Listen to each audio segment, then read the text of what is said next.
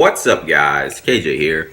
Let's get right into my thoughts on episode 94 of Dragon Ball Super, titled The Emperor of Evil Returns, a Reception of Mysterious Assassins. On inspiration for the review, you can find the actual episode as well as the Dragon Ball Super Wikia. Links to both are in the description below.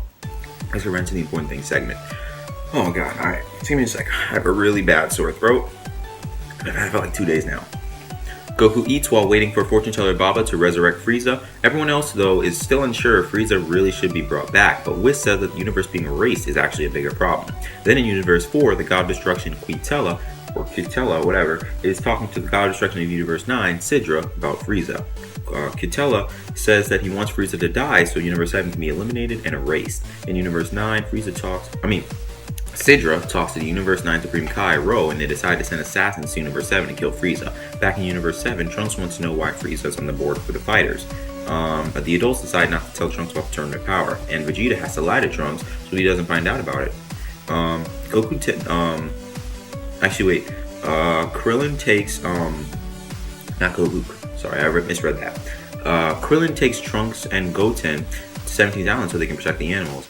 Goku also gets a gift from Bulma for Baba. At 17's Island, 17 and 18 meet up. 17 tries to talk to Marron, but 18 stops him. Marron stays with Trunks and Goten to protect 17's Island.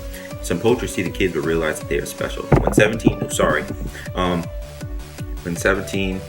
Krillin, 17, and 18 arrive at Capsule Corp, everyone puts the past behind them to work together. Meanwhile, Goku and Frieza meet up and punch each other.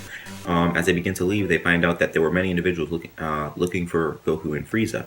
Goku believes it could be assassins sent to prevent Frieza from entering the tournament power. Frieza kills one of the individuals because they didn't want to give out more info. The rest of Team Universe 7 is waiting for Goku and Frieza, and Whis tells them that if they are late, Universe 7 will be eliminated and erased. Goku wants to test the others, but Frieza decides to fight all the assassins because he does need a warm-up. That concludes this important thing segment. My review starts right now. I like this episode, but man, is Goku getting himself into some trouble. He's made so many promises to the Universe 7 fighters, some being real, some being fake. For example, the tournament doesn't have a monetary prize, but yet he promised that to many of the fighters. And now he'll fully resurrect Frieza if they win. Now, let me just give you a second to comprehend that. Even though Frieza hasn't mastered his golden form yet, he's still a deadly fighter to go up against, especially in his golden form.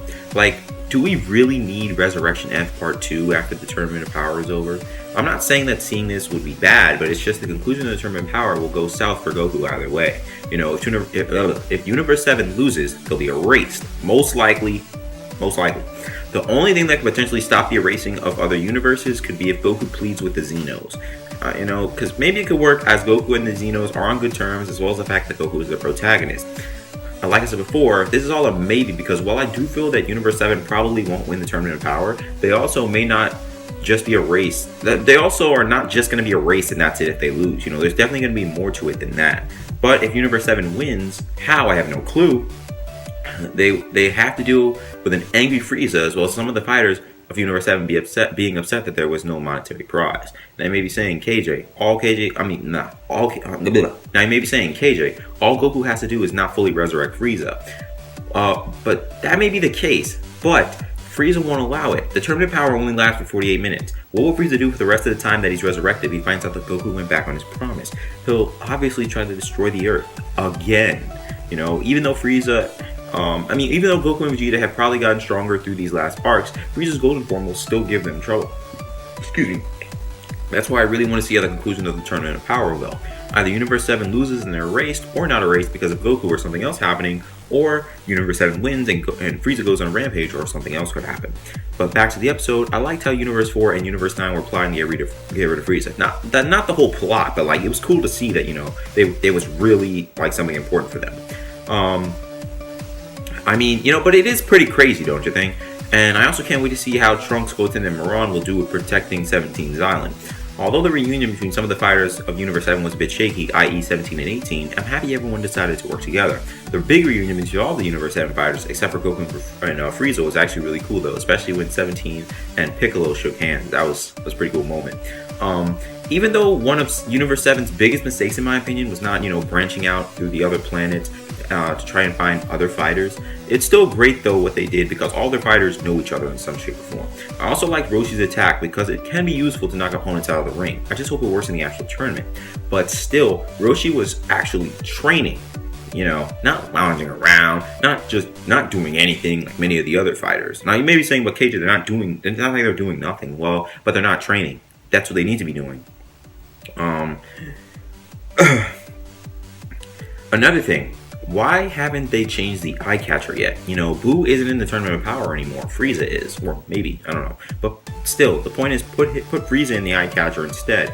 Even though it's a quick aesthetic change, it doesn't really matter. It needs to happen because some people could be confused, and it's just like, hey, Boo's not in the tournament. Frieza is. Let's just come on. Anyway, what was that gift that Goku gave to Baba? It looked like a giant fruit or some weird piece of technology.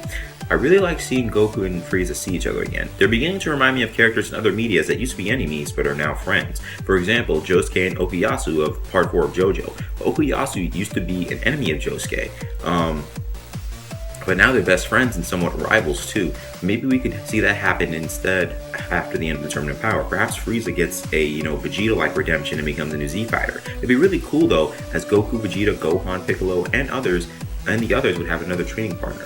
But Frieza really could give them all a challenge, leading to the growth of power in everyone really. But geez Louise, there were mad assassins. Like seriously, I did not think that there would be that many. It looks like it was the same size as Frieza's forces in Resurrection F. I'm really looking forward to the fight between Goku and Frieza and all the assassins. Well, with all that out of the way, that concludes this review. Thanks for watching, and I hope you enjoyed this video. What do you think of this episode of Dragon Ball Super? Did you like seeing the reunion between the Universe 7 fighters? Will Zenos find out about the plan made by Universe 4 and Universe 9? How long will Goku and Frieza take to fight off the assassins? How do you think the conclusion of the Tournament of Power will be? Will Trunks, Goten, and Marron run into any trouble while protecting 17's island? Could Frieza ever be redeemed? If you have any questions, theories, thoughts, suggestions, comments, or concerns, please let me know about them in the comments down below. With all that being said, until next time, I'll see y'all later.